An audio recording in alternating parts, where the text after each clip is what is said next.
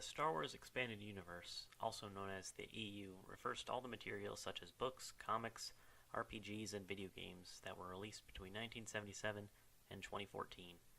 During this time, the EU, or at least most of it, was considered canon and was the official continuation of Star Wars beyond the movies.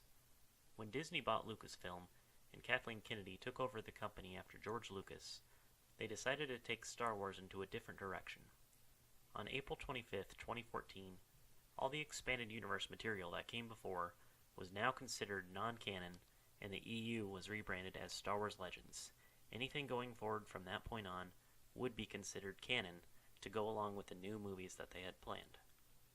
This news was devastating to fans like myself who had followed the EU, but after a while I understood that Disney, Kathleen Kennedy, and J.J. Abrams wanted to tell their own events of what took place after Return of the Jedi. That's all fine and good. However, what I don't understand is why, apart from the Old Republic MMO, they have made little effort to keep the Legends timeline alive by releasing new content for it. The last new Legends book and comic came out 4 years ago. It's a real shame because continuing Legends would be a great treat for the fans who had followed the EU for many years. I also think it would be in Lucasfilm's best financial interest to do so, for many reasons. This video is going to primarily focus on the reasons why it would be good for Lucasfilm to continue Legends. First off, continuing Legends would legitimize it as an alternate universe. Right now, Legends isn't officially viewed by Lucasfilm as an alternate universe, but that's how a lot of people view it anyway. Separate tabs on Wikipedia give 2 separate histories to characters who have appeared in both Legends and the new canon, and many of the reprinted Legends books have a timeline in the front of it saying where other Legends stories happened in clear chronological order.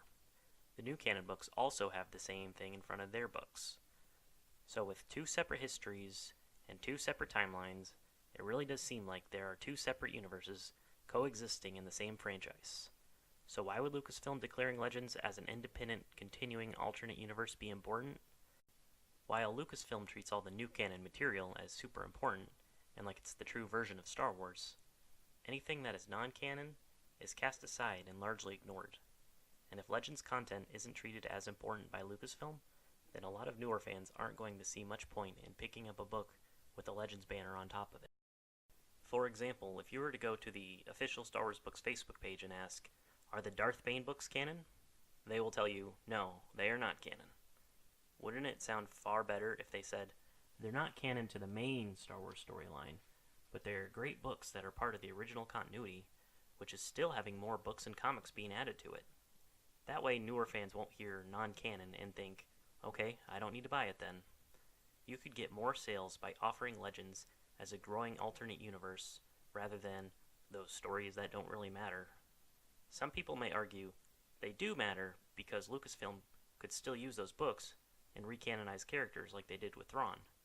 And they can, but we'd still have several books on bookstore shelves that fall under Legends. You could expose people to 2 great timelines instead of just focusing all on one, which means more money for Lucasfilm. All they'd have to do to start would be to release 1 new Legends novel, and all the reprinted Legends books suddenly become more valuable to the fanbase who previously thought, they're not going to add to this storyline, why even bother with it then?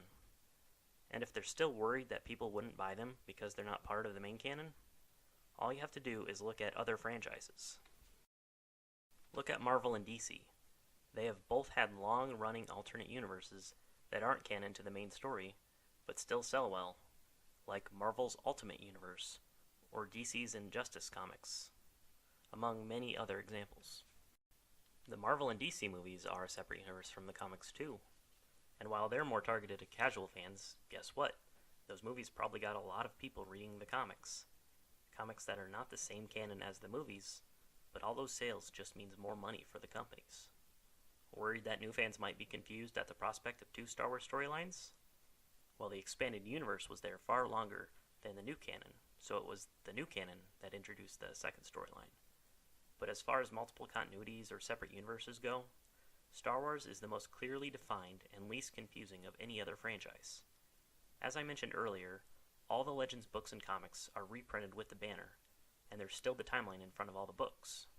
With a very simple to understand layout, you could ease several new fans into reading Legends books and not only entice them with the prospect of new Legends books going to be released, they will also be introduced into the dozens and dozens of Legends stories that are already out there.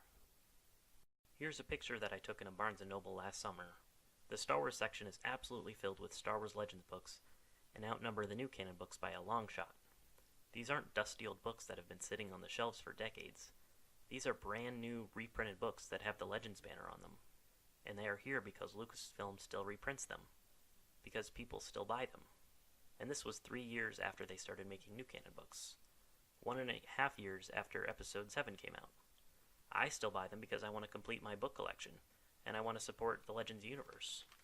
Like I said, I'm not upset that they're not canon. I'm upset because they're not making any more of it.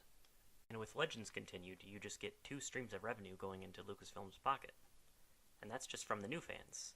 There are thousands upon thousands of hardcore EU fans still out there that have been sitting on the sidelines for years waiting for Legends to continue. For decades, it was because of these hardcore fans that Star Wars books have consistently hit the New York Times bestseller list. Even the books that take place 40 years after the original trilogy have all been on the bestseller list. There's no doubt in my mind that if there was going to be a sequel book or series that takes place after this, it would also sell really, really well. The Facebook page I manage, Continue the Star Wars Legends Universe, now has over 12,000 people and growing. These are some of the biggest Star Wars fans out there. Some pictures of their massive book collections are absolutely ridiculous. They must have dropped thousands of dollars to make sure that their personal Star Wars timeline is complete.